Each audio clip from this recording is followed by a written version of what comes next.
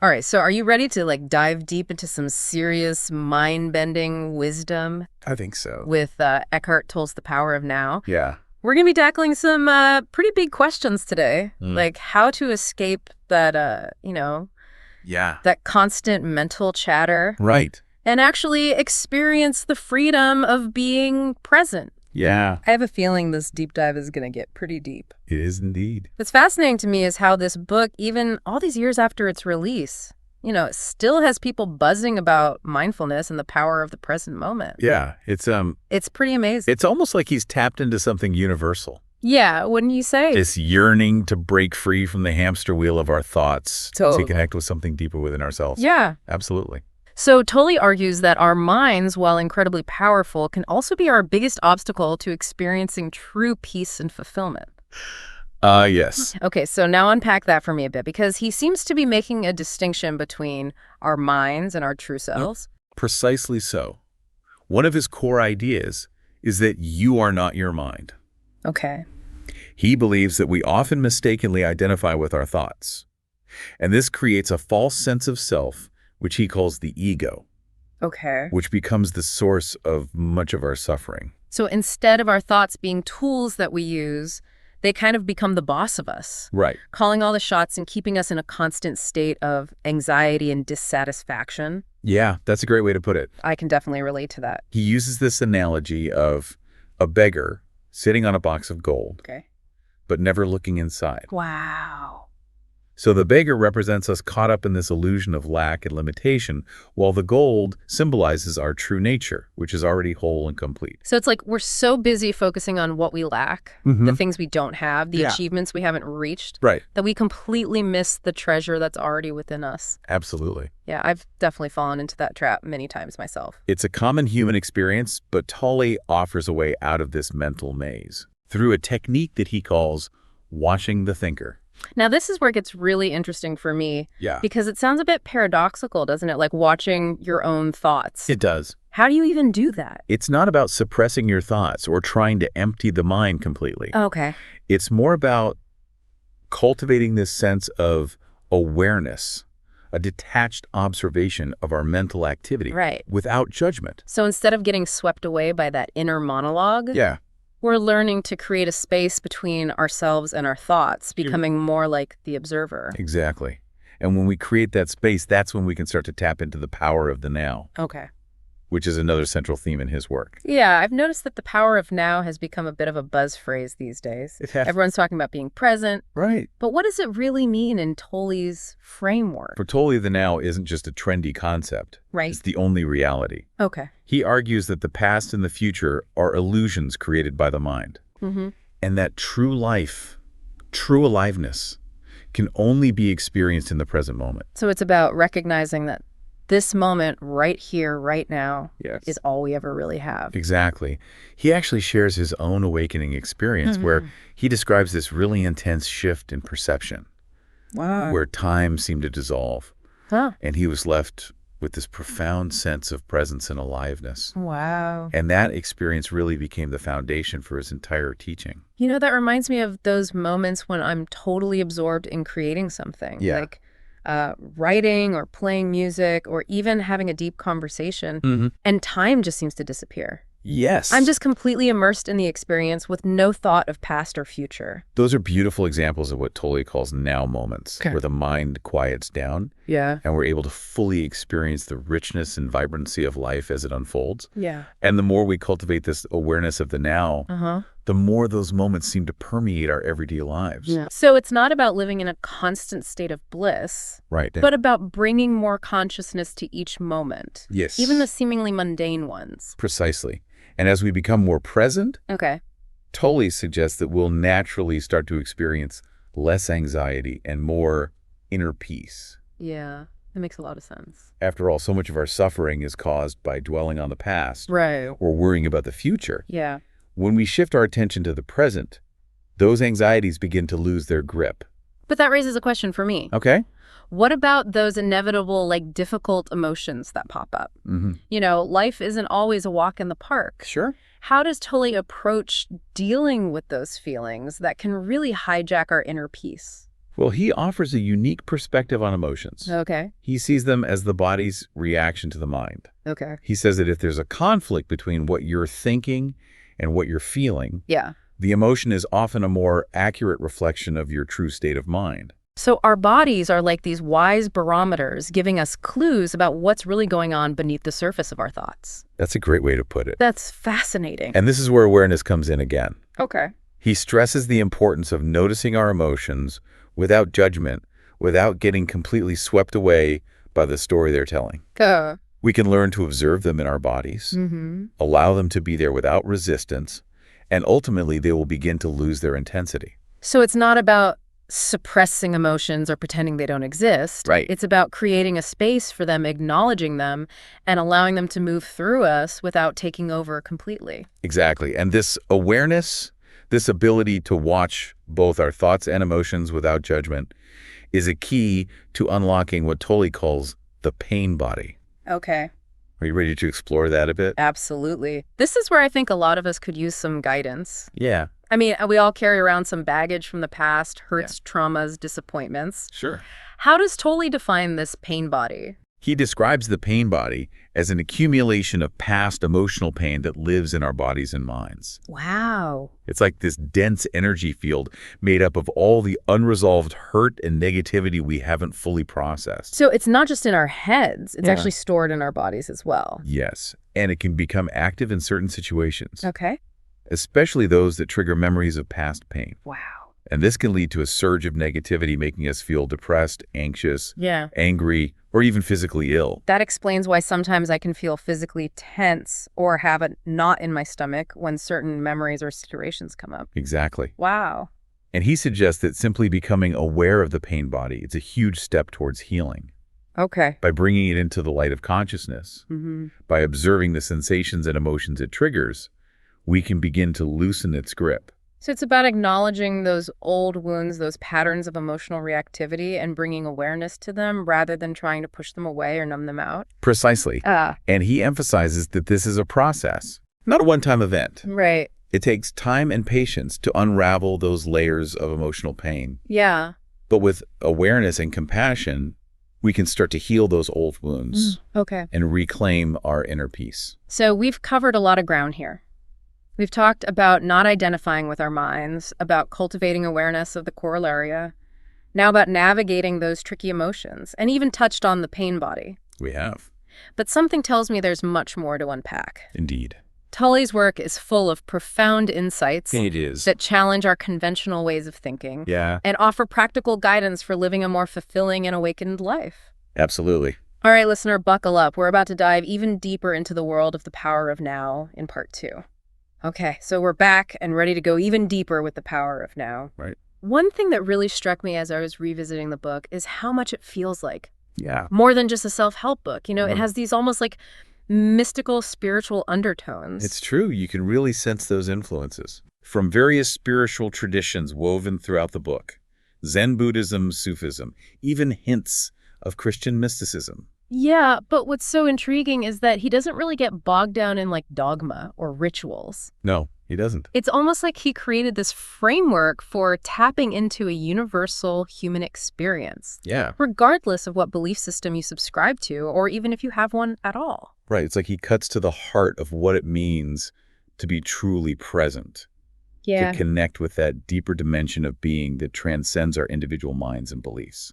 And while he's dealing with these really profound concepts like the nature of time, the illusion of self, the meaning of suffering, Right. he does it in a way that's surprisingly down to earth. Yes, he does. Yeah. He uses such vivid language and relatable metaphors, Totally. even a touch of humor at times, Yeah. which I really appreciate. Yeah, me too. It makes these complex ideas feel more accessible, wouldn't you say? Absolutely. It's not just an intellectual exercise. It Right. feels like a really practical guide to actually living these principles. It does. And speaking of practical, one of the things I find myself coming back to again and again is this idea of surrender. Yeah, It's such a loaded word, though. it certainly is.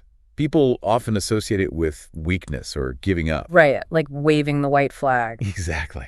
But Tolle's interpretation of surrender is quite different. Okay. He defines it as yielding to the flow of life Okay. rather than resisting it. So going with the flow instead of fighting against it. Exactly. Accepting the present moment unconditionally, even when it's challenging. Okay, so instead of fighting against reality, against what is, we're learning to kind of flow with it? Yes. But doesn't that run the risk of making us passive? Yeah. You know, just accepting whatever life throws at us without taking any action? That's a common misconception. Okay. Tolle clarifies that surrender isn't about resignation or becoming doormats. Okay. It's more about relinquishing our need to control everything, to force outcomes, and instead trusting in a larger intelligence at work. So it's about letting go of that inner struggle, that constant need to like fix or change things. Exactly. And from that place of acceptance, from that alignment with the present moment, we can then take action that's guided by wisdom and intuition rather than fear and resistance. I'm starting to see how surrender in this sense could actually be incredibly empowering. It can be, think of it like this. Imagine a river flowing downstream. Okay. When we try to swim upstream, we exhaust ourselves, we struggle. Great.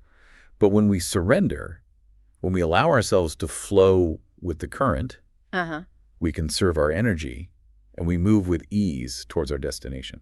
That's a really powerful analogy. It makes me think of a time when I was desperately trying to hold on to a job that clearly wasn't serving me anymore. Yeah. And the more I resisted, the more painful it became. Right. But when I finally surrendered, when I accepted that it was time to move on, a whole new path opened up for me that I never could have imagined. That's a beautiful example of how surrender can actually lead to those unexpected opportunities and growth. And it highlights another important point that Tolle makes, that our true power lies not in forcing our will upon the world, but in aligning ourselves with the flow of life itself. Okay, so we've talked about surrender. Yes. But there's another concept I'd love to explore further. Okay. The pain body. We touched on it briefly earlier. Yes. But this idea that we carry around this accumulation of past emotional pain. Right. It feels like something a lot of people can really relate to. You're absolutely right. It's a powerful concept and one that resonates deeply with many readers. Yeah. Remember, Tolle describes it as this dense energy field that resides in our bodies and minds, made up of all those unresolved hurts and traumas that we've accumulated over time. So it's not just a metaphorical thing. It actually has a physical presence in our bodies. That's how he describes it. And it can make itself known in these really subtle ways. Okay. Like chronic tension or fatigue. Or it can erupt in more dramatic ways, like through sudden bursts of anger or anxiety. I've definitely experienced that feeling, like a tightness in my chest or a knot in my stomach when certain memories or emotions come up. Exactly. Those can be signs that the pain body is activated. Wow. Now here's the challenge. Tolle suggests that the more we try to ignore or suppress the pain body, the more it tends to fester and grow stronger. Oh, no, that's not what I wanted to hear. But how do we actually deal with it? Yeah, it feels so overwhelming sometimes, like this dark cloud just hanging over everything. This is where the power of awareness comes in. Okay. He suggests that simply becoming aware of the pain body is a huge step towards healing. Really? It's about shining a light on those dark corners of our inner world. Okay. Bringing those old wounds and patterns of emotional reactivity into the light of consciousness. So instead of trying to run away from it or numb it out, we're learning to kind of turn towards it to observe it without judgment. Precisely. And he emphasizes that this is an ongoing process. Okay. It takes time and patience to unravel those layers of emotional pain. But with awareness and compassion, we can gradually dissolve the pain body and reclaim our innate joy and peace. So it's almost like we're becoming archaeologists of our own inner world. Yeah. Carefully excavating those layers of past hurt and trauma and gently releasing them. That's a beautiful way to put it. Yeah. And he offers specific techniques for working with the pain body. Like what? For example, he encourages us to notice the physical sensations that arise when it's activated. Okay. So instead of getting lost in the story, in the mental drama, we're focusing on the felt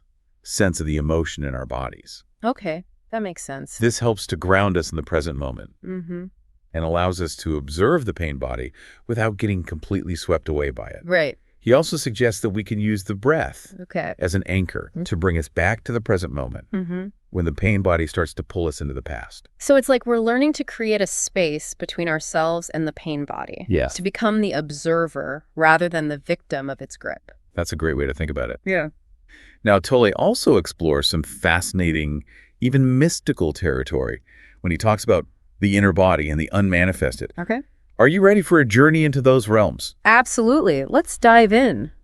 I'm curious to hear more about this inner body. Okay. What is it exactly, and how does it relate to our experience of the Bilingual? Now, he emphasizes the importance of connecting with the inner body, which he sees as a portal to a deeper dimension of being. Okay. It's not just about our physical form. Right. It's about accessing a subtler level of energy and awareness that permeates our entire being. So it's almost like our physical body is just the outer shell, and the inner body is this deeper, more energetic dimension that's always present but often overlooked. Exactly. And he suggests that we can connect with this inner body through practices like meditation, body awareness exercises, or simply by bringing mindful attention to the sensations and energy flowing through us. It makes me think of those moments when I'm like dancing or practicing yoga, and I feel this sense of flow and energy that seems to transcend my physical body. Right. It's like I'm tapping into a deeper source of vitality and aliveness. Those are beautiful examples of what it means to connect with the inner body. Yeah. And here's where it gets even more interesting. Okay. Tolle suggests that this inner body is our link to the unmanifested. Wow. The source of all creation. Okay, now you're really blowing my mind. So it's not just about feeling more present in our bodies. Right. It's about accessing a level of consciousness that connects us to something much larger than ourselves. He believes that by connecting with the inner body, we can tap into a level of consciousness that's beyond form and time. Wow. A realm of pure potentiality where all things are possible. So it's almost like we're bridging the gap between the physical and the spiritual. Yeah. Between the finite and the infinite. This is starting to sound a bit like those ancient mystical teachings. You're picking up on something important there. Tolle draws from a variety of wisdom traditions. Right. But ultimately, he's pointing towards a direct experience of reality that transcends any particular belief system. It's like he's saying that the truth is accessible to anyone. Yes. Regardless of their background or beliefs, if they're willing to look within and cultivate that connection to the know. And he emphasizes that this journey of awakening isn't about escaping the world. Right. Or becoming some kind of spiritual superhero. Yeah. It's about bringing more consciousness to our everyday lives, to our relationships, to our work, to everything we do. So it's not about rejecting the material world. Right. But about infusing it with more awareness. Yeah. More presence, more love. That's a great way to put it. And speaking of relationships, Tolle has some fascinating insights into how these principles of presence and surrender can transform the way we connect with others. Okay, I'm a lot of yours. Relationships can be such a source of joy and fulfillment, but also, let's be honest, a source of a lot of pain and frustration. Sure. What does Tolle suggest for creating more conscious and fulfilling relationships? He suggests that relationships are these really powerful paths for spiritual growth. Okay. Even suggesting that they aren't necessarily here to make us happy, but to make us more conscious. Okay, that's an interesting perspective. So it's not about finding someone who completes us or makes all our problems disappear? Not exactly. Yeah. Tolle believes that true intimacy arises when we can connect with another person's essence, their being, beyond their physical form and personality. Okay. And he suggests that this requires us to bring presence and awareness to the relationship. Yeah. To let go of our egoic patterns that create separation and conflict. So it's about seeing beyond the superficial layers and connecting on a much deeper level. Yes. The soul-to-soul connection almost. You could say that. Yeah. And it requires us to let go of our need to control or change the other person. Okay. To accept them fully for who they are. That sounds challenging. Isn't there a risk of getting hurt or taken advantage of if we're too accepting? That's where discernment comes in. Acceptance doesn't mean being passive or tolerating abusive behavior. Right. It's about seeing the other person clearly, with all their flaws and imperfections. Yeah. And choosing to love them anyway. So it's about setting healthy boundaries while also cultivating a sense of compassion and understanding for our partners. Precisely. And Tolle emphasizes that true love flourishes when we give each other the space to be ourselves fully. Yeah. Without judgment or expectation. That resonates with me. It seems like so much conflict in relationships arises from trying to fit each other into these preconceived molds of who we think we should be. It's true. And he suggests that when we can let go of those expectations and simply be present with each other with all of our imperfections, that's when true intimacy and connection can blossom. Okay, so we've explored quite a few of Tolle's key concepts here in part 2. We have. From the power of surrender and the challenge of the pain body to the mystery of the inner body and the transformative potential of relationships. We have. Are you ready for the final stretch, listener? I am. We've got more to delve into. We do. Including some practical techniques for cultivating presence and accessing the power of now. Exactly. Stay tuned for the final part of this deep dive where we'll explore how to bring these profound ideas into our everyday lives. Okay, so we are back for the final part of our deep dive into Eckhart Tolle's The Power of Now. All right. You know, my mind feels a bit stretched, I bet. but in a good way. That's the beauty of Tolle's work. Yeah. It challenges us to question our habitual ways of thinking and open ourselves to new possibilities. It definitely feels like we've been on quite a journey exploring these really profound concepts of present surrender, the nature of the mind.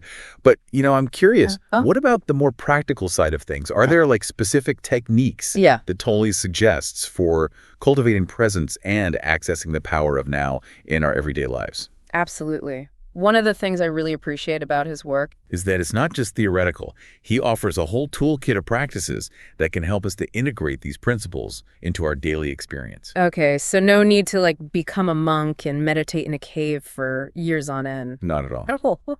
Tolle emphasizes that presence is available to us in every moment. Yeah. No matter where we are or what we're doing, it's not about escaping the world. Okay. It's about bringing more consciousness to our everyday lives. Okay, that's reassuring. So where do we even begin? One of the simplest yet most profound techniques he suggests is becoming aware of our breath. Okay. He points out that our breath is always with us, this constant anchor to the present moment. That's interesting. I've heard that before in the context of like meditation, Right. but I never really thought about applying it to daily life. It can be surprisingly powerful just by simply bringing our attention to the in-breath and the out-breath. We can interrupt that constant stream of thoughts and reconnect with the stillness within. It's like hitting the pause button on that mental chatter. And returning to a place of grounded presence, I could definitely use a bit more of that in my life. We can even deepen this practice by noticing the sensations of the breath in the body. Okay. The gentle rise and fall of the chest, the coolness of the air as it enters the nostrils, Yeah. the warmth as it flows out. Wow. It's a simple practice, but it can have such a profound impact on our state of mind. So it's about bringing our attention to the physical sensations of the present moment rather than getting lost in our thoughts about the past or the future. What else does he suggest? He also encourages us to become more aware of the sensations throughout our body. Okay. To notice the tingling in our hands, the pressure of our feet on the ground, the warmth of the sun on our skin. It's almost like we're reawakening our senses. Yes. Becoming more attuned to the richness of our physical experience. Precisely. And by bringing our attention to these sensations, we're also cultivating a deeper sense of presence after all these sensations are only available to us in the present moment. Yeah, that makes sense. It's like we're using our bodies as this gateway to the... Exactly. Tolle also suggests that we can bring presence to even the most mundane activities. Okay. Like washing the dishes, walking the dog, or even waiting in line at the grocery store. I definitely need help with that last one. My patience wears thin pretty quickly when I'm stuck in a long queue. What's a perfect opportunity to practice? Okay. Instead of getting lost in frustration or checking your phone for the 100th time, Right. you can bring your attention to your breath, the sensations in your body. Yeah. Or simply observe the sights and sounds around you. So it's about transforming those potentially frustrating moments into opportunities for practice. Exactly. Yeah. He even suggests that we can use those moments to practice acceptance. Okay. After all, resistance to what is only creates more suffering. Right. So instead of wishing that we were somewhere else or doing something else, we're learning to embrace the reality of the present moment, even if it's not our ideal scenario. Exactly. And he clarifies that acceptance doesn't mean we have to like this situation or condone it. Okay. It's simply about acknowledging what is, without judgment or resistance. It reminds me of that serenity prayer, grant me the serenity to accept the things I cannot change. Yes. The courage to change the things I can and the wisdom to know the difference. That's a perfect example. And from that place of acceptance, we can then take action from a place of clarity and presence, Right. rather than from a place of reactivity and resistance. Okay, so we've talked about the breath, body awareness, bringing presence to everyday activities. But what about the mind? Right. It seems like our thoughts are often like the biggest obstacle to being present. You're absolutely right. And that's where the practice of watching the thinker comes in. Okay. This is probably one of the most challenging yet transformative techniques the way offers. Yeah, we talked about this a little bit earlier about creating that space between ourselves and our thoughts. But how do we actually do that? Yeah. It seems like our minds are constantly churning out these thoughts. It's like a popcorn machine that never stops. Tolle suggests that we can become more aware of our thoughts by simply observing them as if they were clouds passing by in the sky. Okay. We don't judge them. We don't try to stop them. We simply notice them without getting caught up in the story they're telling. So it's like we're becoming the witness to our thoughts rather than getting swept away by the current? But I have to admit that's easier said than done. It definitely takes practice, but the more we do it, the more we start to realize that we are not our thoughts. Yeah. There's this deeper dimension to who we are, a place of stillness and awareness that lies beyond the constant chatter of the mind. So it's not about silencing the mind completely, but about learning to observe it with detachment, almost like we're watching a movie. Exactly. And as we become more skilled at watching the thinker, we start to notice that there's a space between our thoughts. Okay. A gap where stillness and peace reside. And from that space, we can then choose which thoughts we want to engage with, rather than being at the mercy of our mental chatter. Now, in addition to these practices, Tolle also emphasizes the importance of forgiveness, compassion, and connection with nature. Okay. He suggests that forgiveness is essential for releasing the pain of the past. Yeah. And experiencing true inner peace. That makes sense. Holding on to resentment and anger is like carrying around this heavy weight. It weighs us down and prevents us from moving forward. Exactly. And he clarifies that forgiveness doesn't mean condoning the actions of another person or letting them off the hook. Right. It's about choosing to release those negative emotions that we're holding on to. Yeah. Which ultimately harm us more than anyone else. It's about recognizing that forgiveness is ultimately an act of self-love. And what about compassion? How does that factor into the equation? Tolle suggests that cultivating compassion both for ourselves and others is essential for spiritual awakening. Okay. It's about recognizing that we're all imperfect beings, doing the best we can, and offering ourselves and others that kindness and understanding. That resonates with me. It's so easy to get caught up in judgment and criticism, It is. both of ourselves and others. Right. But when we can approach life with more compassion, it just sort of softens the edges and creates a more peaceful and harmonious experience. And finally, Tolle emphasizes the importance of spending time in nature. Okay. He suggests that connecting with the natural world can help us to quiet our minds, open our hearts, and reconnect with the beauty and wonder of life. I have definitely experienced that there's something about being surrounded by trees or mountains or the ocean that just seems to calm my nervous system and bring me back to this place of peace. It's like nature has a way of reminding us of our interconnectedness with all of life, of something larger than ourselves. So as we wrap up this deep dive into Eckhart Tolle's The Power of Now, I'm feeling the sense of both inspiration and possibility. His work offers such a powerful invitation to awaken to the present moment, to reclaim our inner peace, and to live a more conscious and fulfilling life. And while the journey may have its challenges, the rewards are immeasurable. I agree. The more we cultivate presence and awareness, the more we tap into the joy, the love, the peace that are our birthright. And the more we contribute to a world that's more awake, more compassionate, and more connected. So here's a final thought for you, listener. If the present moment is truly all we have, what small step can you take today to connect with the power of God? 恭喜你又听完了一本书，订阅以便不错过更多精彩节目，也别忘了分享给你的朋友，一起快乐听书学英语。